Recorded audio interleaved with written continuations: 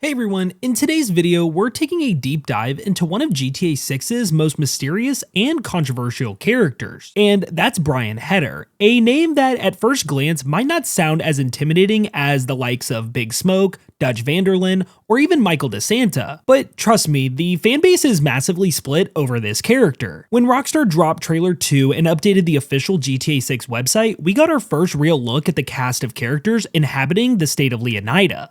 From rising street hustlers and small-time rappers, to powerful real estate moguls and legendary robbers. But buried in all of the chaos was one name that fans couldn't stop talking about: Brian Heder, a real estate and drug operation figure based out of the Leonida Keys, and someone many now believe could be the main villain of Grand Theft Auto 6. So here's where things get really interesting. Depending on who you ask, Brian Heder is either going to be one of Rockstar's most layered, compelling villains since Dutch Van der Linde, or he's going to be a character fans absolutely love to hate. So today, let's break it all down: who he is, what makes him so divisive, how he connects with Jason and Lucia, and why he might just redefine what a Rockstar antagonist looks like. Let's start with the basics. Brian Heder is a long-time drug trafficker and real estate operator in the southern islands of Leonida, specifically the Keys area just off of Vice City. He's been in the business for years, but unlike a lot of the flashy, larger-than-life GTA villains, Brian Heder's operation is quiet, methodical, and deeply embedded in the infrastructure of Vice City. He's not out there with gold chains, rocket launchers, and 30 cars parked in his driveway. He's the kind of man who hides in plain sight, a wealthy, influential figure who does most of his business through middlemen. One of those middlemen, as we've learned from the official character descriptions and leaked documents, just happens to be Jason Duval. So right away, there's already a personal connection between our protagonist and this mysterious figure. Jason works for him, or at least used to. We know from the brief synopsis Rockstar dropped that Jason and Lucia's story is one built around love, loyalty, and survival, that Bonnie and Clyde partnership gone wrong. And it's not hard to imagine that Brian could play a huge part in pushing that story towards chaos. There's even a line from Rockstar's description that hints at Brian being in the later stages of his criminal career. It says he's taken more of a backseat in recent years,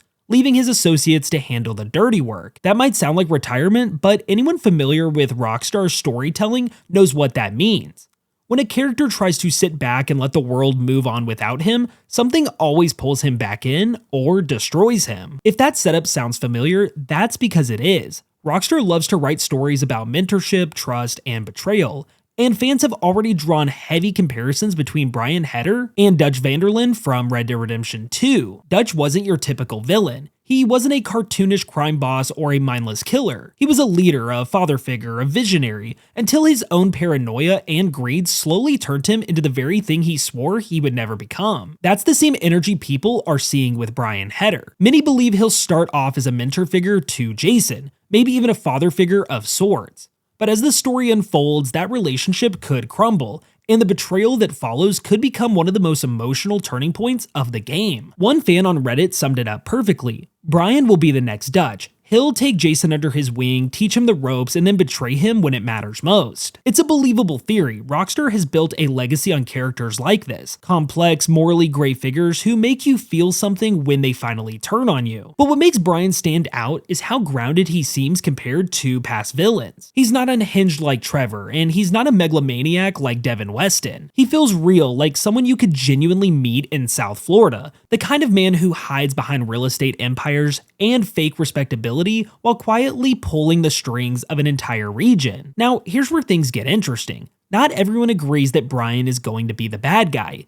In fact, the GTA fanbase is completely split down the middle. On one side, you've got the group that's convinced that Brian is the game's main antagonist, the man who manipulates Jason and Lucia into doing his bidding before betraying them. They believe Rockstar is setting up a tragic arc, something in the same emotional league as Arthur Morgan and Dutch. But then there's the other camp, the players who think that Brian might actually be the voice of reason in this story.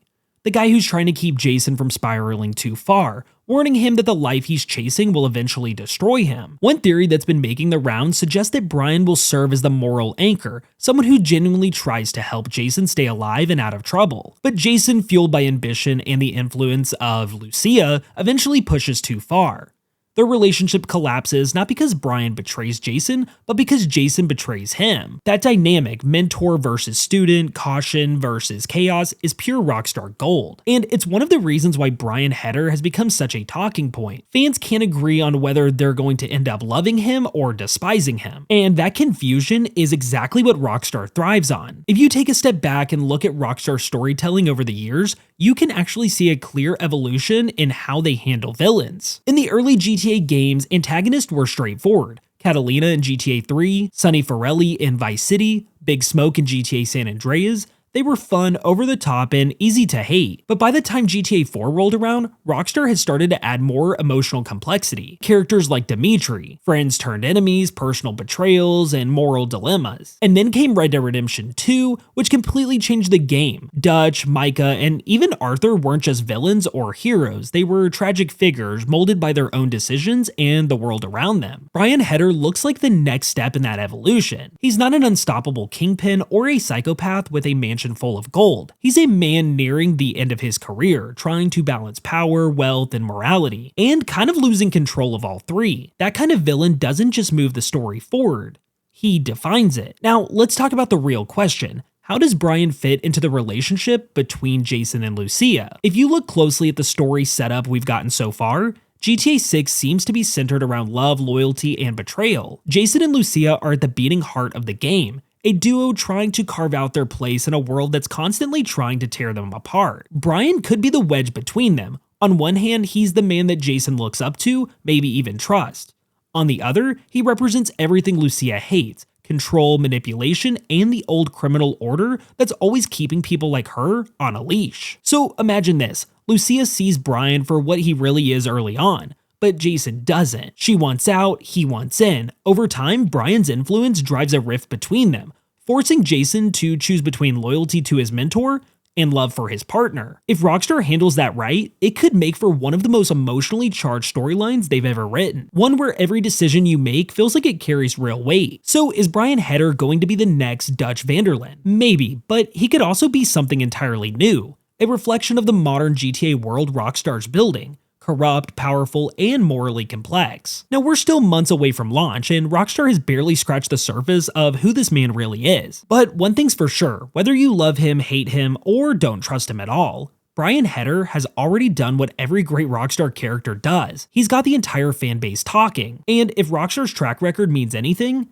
that conversation's just getting started. So what do you think about Brian Heder? Is he the next big Rockstar villain, the tragic father figure, or maybe just a misunderstood old-timer trying to survive in a younger criminal's world? Drop your take in the comments below, I'll be reading through all of them. And while you're at it, make sure to hit that like button, subscribe, and turn on notifications for more videos just like this one. Alright, with that all out of the way, thank you so much for watching, and I'll catch you in the next one.